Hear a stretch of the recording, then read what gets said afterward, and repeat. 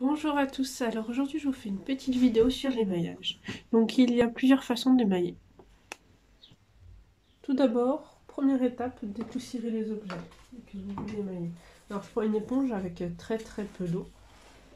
Il ne faut pas non plus mettre trop d'eau sur la pièce.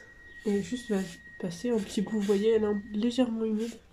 Il faut vraiment pas qu'elle soit trop humide parce qu'il ne faut pas non plus la remplir d'eau. Donc on dépoussière comme ça.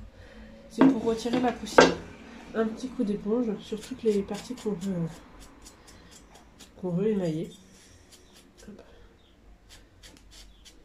Hop. Hop. On la met dans l'eau et on essore vraiment. Faut qu'il y ait très peu d'eau.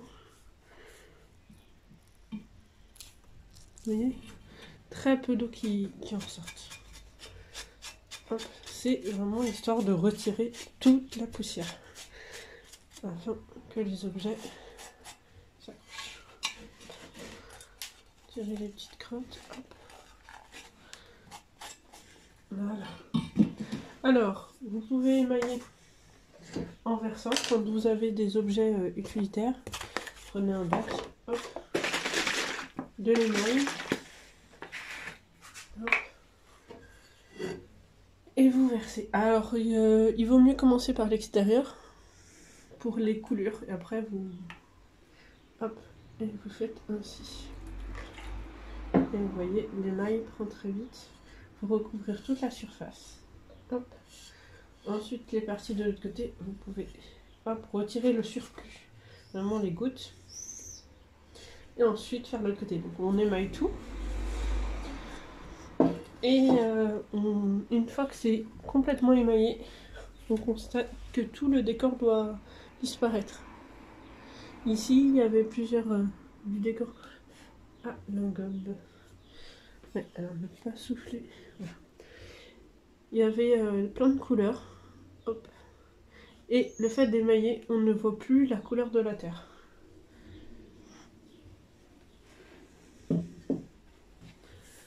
Ensuite, vous pouvez émailler au trempé, bien sûr. Donc vous prenez l'objet et vous le trempez dans une bassine. Hop, et vous le ressortez. Ou alors, certains émaux sont plus faciles à épuiser au pinceau. Les émaux en général qui sont achetés déjà liquides. Hop, qui sont achetés dans des pots comme ça. Ils sont déjà bien liquides. Donc, je pense qu'ils ajoutent un médium dedans qui fait que... Bah, ils sont déjà pâteux, quoi, ils sont déjà prêts. Je sais pas vraiment ce qu'ils mettent dedans. Ceux-là sont plus faciles à appliquer au pinceau. Hop. Hop. Qu'on achète en poudre. Pardon. Hop.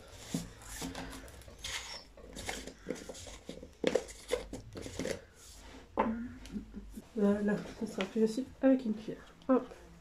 Vous mettez la poudre. Hop.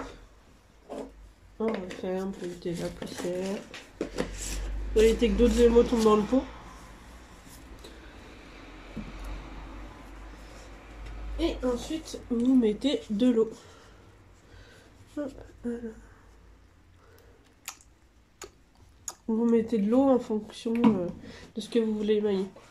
Si vous émaillez de votre technique d'émaillage et de l'épaisseur que vous voulez d'émail. Si vous émaillez en vidant, l'émail ne va faire que passer, donc il faut qu'il soit un peu comme de la pâte à crêpes ou légèrement plus liquide.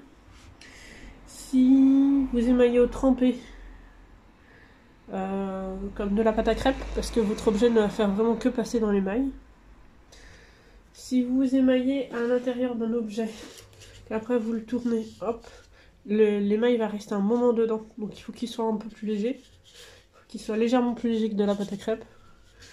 Hop, quand vous avez un bol par exemple, il faut qu'il soit plus léger que de la pâte à crêpes. Et vous tournez comme ça, pour bien émailler tout l'intérieur. Hop, et ensuite vous videz dans un autre récipient. Voilà, j'utilise toujours des pinceaux avec des poils mous. Je préfère toujours pour tout, que ce soit pour l'engobe ou pour l'émail. Je préfère les pinceaux avec des poils doux. Je trouve que l'émail se dépose mieux. Sinon vous avez les pinceaux comme ça. Les poils sont un peu plus résistants. Et du coup c'est pas mal pour mélanger. Ça mélange mieux, plus facilement. Voilà. Et après, vous appliquez l'émail. Vous pouvez le verser, pareil, hein, ou le mettre au pinceau. Selon l'endroit que vous émaillez, il faut choisir la technique. Attention, certains émaux ont besoin d'être posés assez épais. Donc épais, il ne faut plus qu'on voit la couleur qu'il y a dessous. Couleur de base. Certains émaux fonctionnent en étant posés très légers. Un peu plus léger que de la pâte à crêpes. Et quand on pose au pinceau, alors voilà, on pose une goutte. Hop, on étire. Là, comme ça, il y a une bonne épaisseur. Et vous pouvez voir la couleur de cet émail. Après, la couleur de l'émail change en fonction de la terre. Là, je suis en train de mettre du bleu foncé sur une terre rouge. Je suis pas sûre que j'ai le même. J'aurais pas le même bleu que si j'émaillais sur une terre blanche. Une petite épaisseur là. Hop, et on étire la goutte.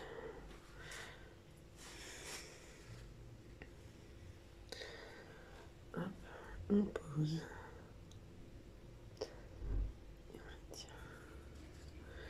Ça, c'est une technique qu'on utilise pour les décors à la corde sèche, ou dit aussi émaux cloisonnés, ou cuerda seca. Corde sèche. Car on met un tracé gras et après on émaille à l'intérieur. Ce qui donne en général des petits reliefs. Si vous avez des creux, attention à bien avoir un émail pas trop pâteux pour aller dans les creux.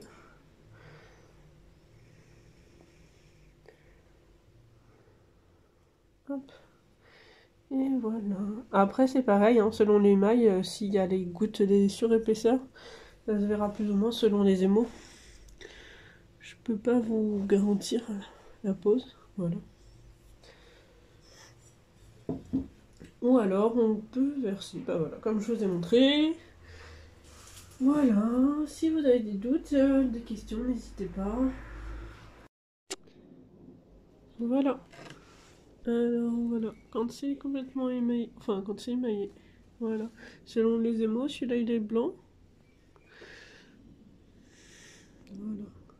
Chaque émail se met d'une certaine façon. Alors surtout pensez à ne jamais émailler le dessous des sculptures, car sinon cela colle à la cuisson. Toujours une partie quitte à désémailler si on voit que ça a débordé un petit peu. Voilà, j'espère que ça vous a plu. Voilà, à très bientôt.